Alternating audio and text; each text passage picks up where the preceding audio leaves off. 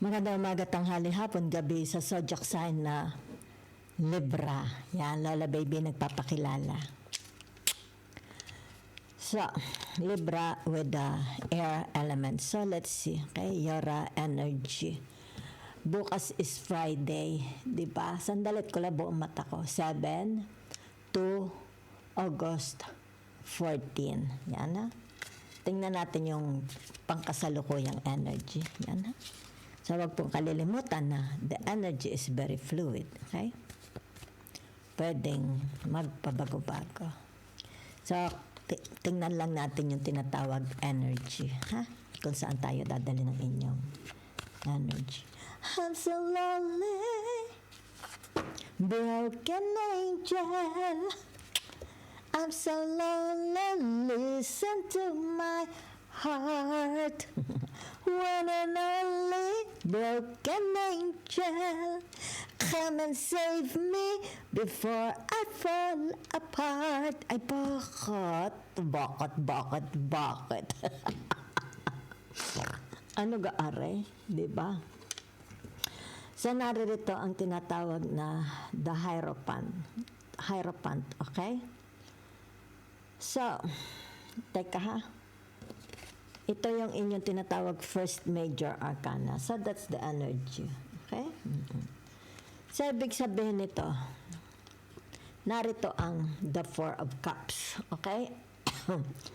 Ibig sabihin nito yung tinatawag pangungulila. Okay? Yan. I'm so lonely, broken angel. I'm so lonely, listen to my heart.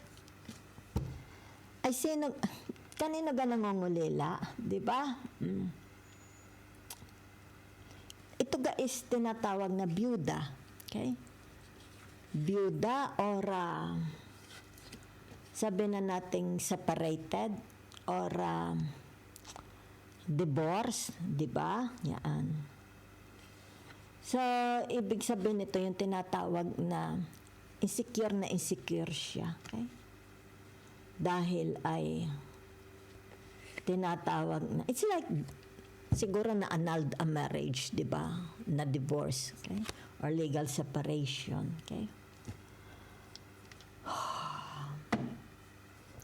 Let's see. I'm so lonely, broken angels. I'm so lonely, listen to my heart. Ay, ba't lumabas ang kamatis na kanta yun, di ba? So, naririto ang tinatawag na, teka, the facts, okay? La la la la la la la la. May number 14 ito, okay? Yan.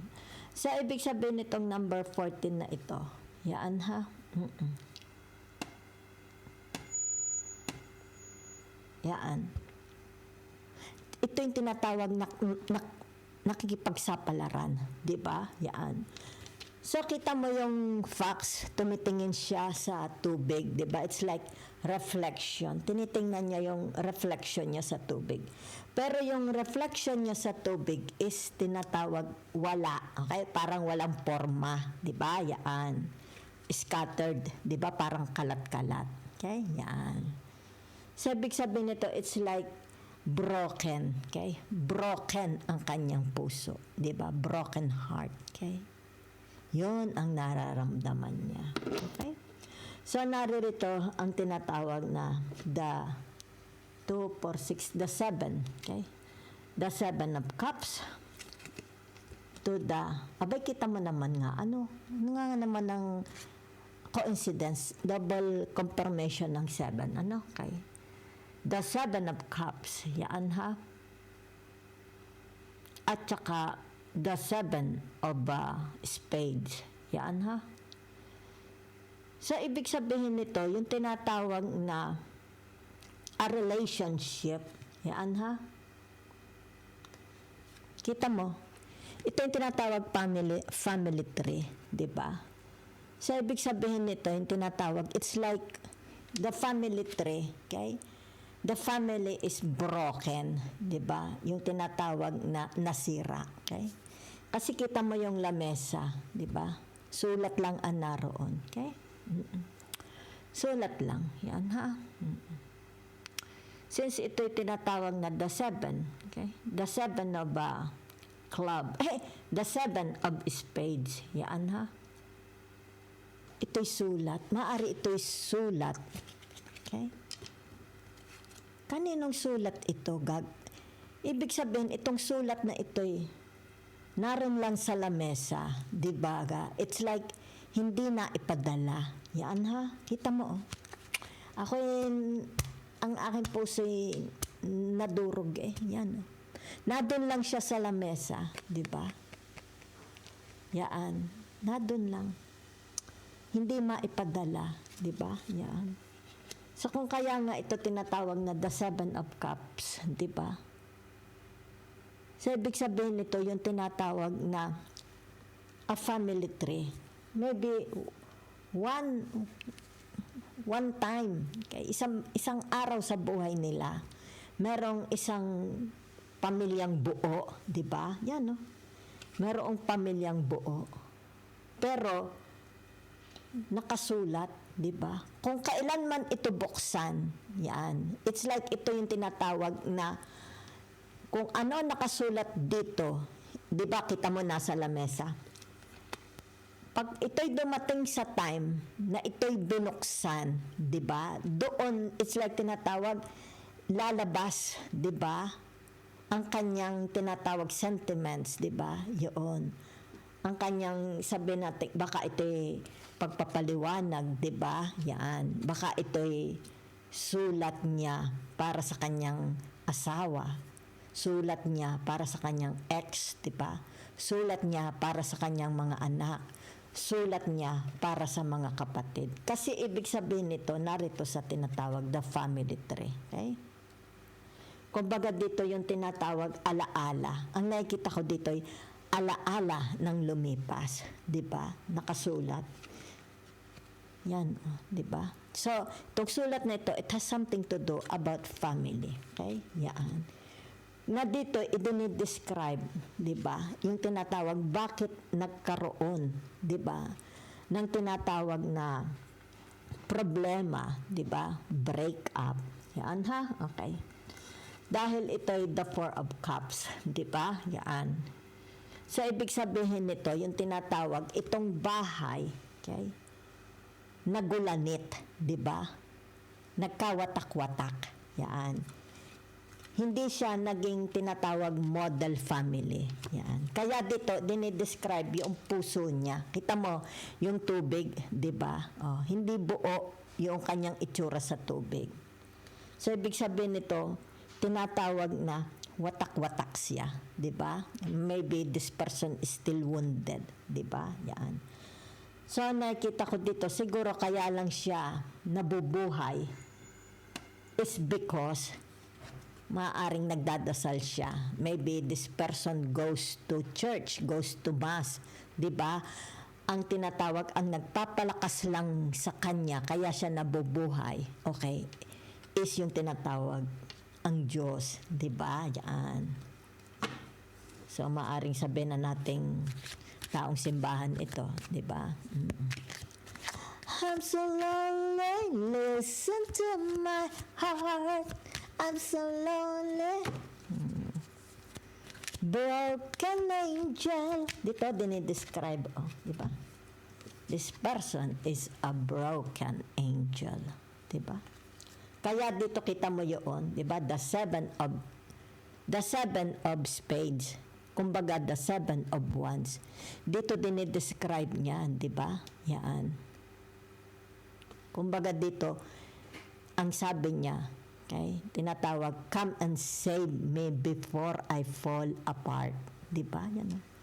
Before this person fall apart. Okay?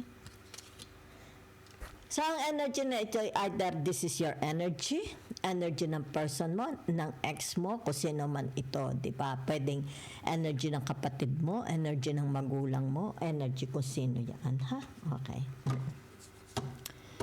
So, ito na ha, ibig sabihin nito, yan di ba?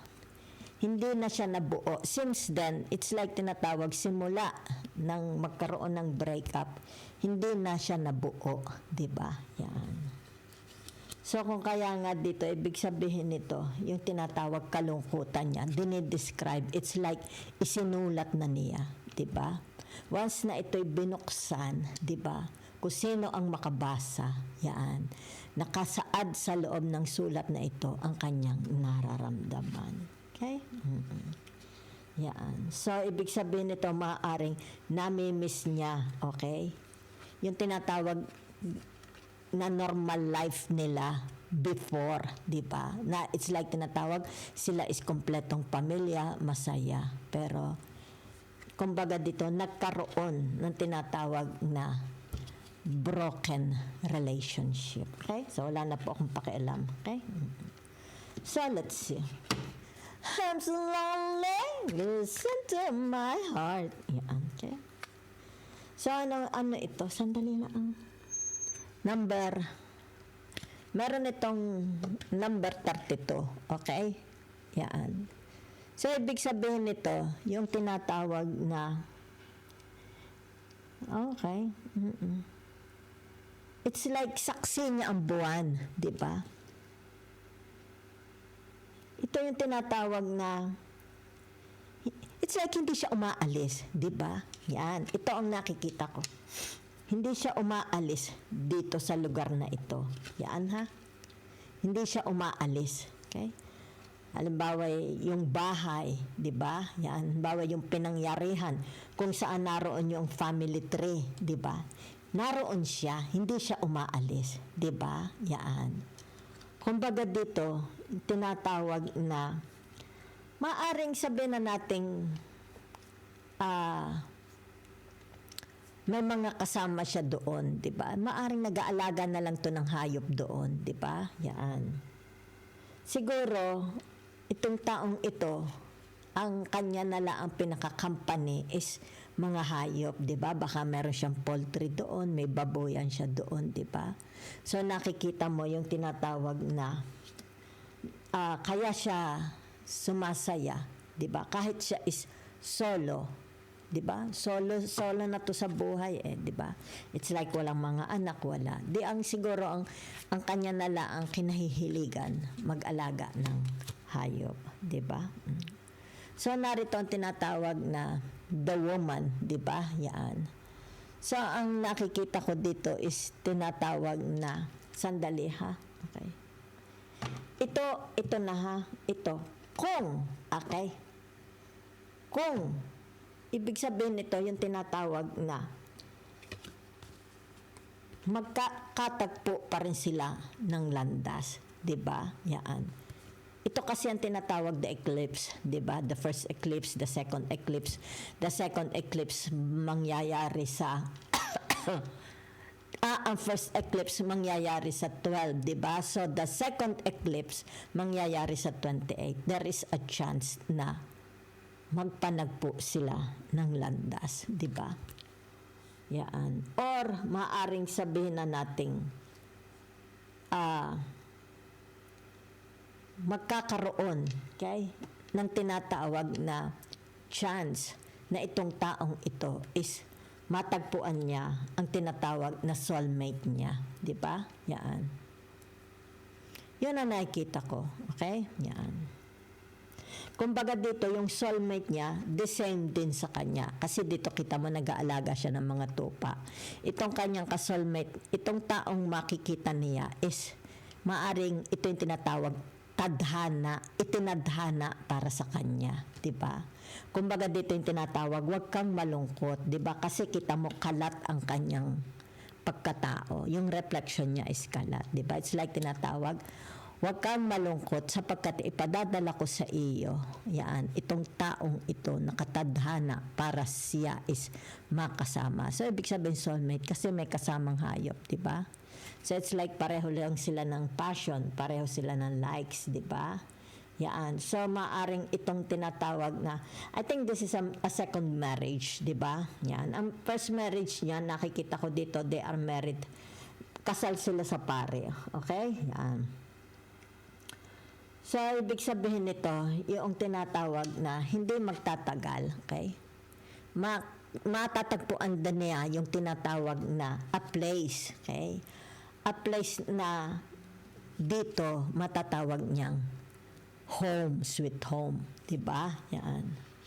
So nakikita ko dito magkakaasawa ito, okay? Magkakaasawa ito ng bata, okay? Maaring itong libra na ito is matanda, pero magkakaasawa siya ng bata. Kaya good looking. Maaring sabihin na natin ito is from abroad, 'di ba? Galing abroad. Kumbaga dito ay magsasanga ang kanilang landas. Maaring magkakakilala, maaring sabihin na natin makikilala niya ito sa simbahan, maaring makikilala niya ito sa isang religion group, 'di ba? Something like that. Okay? May kinalaman kasi malakas dito ang tinatawag. Ito ay Taurus, 'di ba? Papasok ang tinatawag na Venus sa Libra. Okay? So, ibig sabihin nito, kung halimbawa ay nagkaroon ng problema sa relationship, since papasok ang Venus sa Libra, di ba? Ibig sabihin nito, there is a chance na itong tinatawag na Libra na ito, okay? Maaring ito ang Libra na nakikita ko, okay? Tinatawag na merong, it's like magtatagpo ng landas. Okay? It's like itinadhana sila sa isa't isa. Okay? Yan. So either tinatawag na the same energy din sila, 'di ba? The same. Nakikita ko soulmate niya. Soulmate niya dahil very very sunny ang disposition ng tao na ito. Kumbaga dito yung tinatawag na siya ang bibit-bit sa Libra, 'di ba? Yan. So that's what I see for you. Okay? Yeah. Thank you very much. I'm so lonely.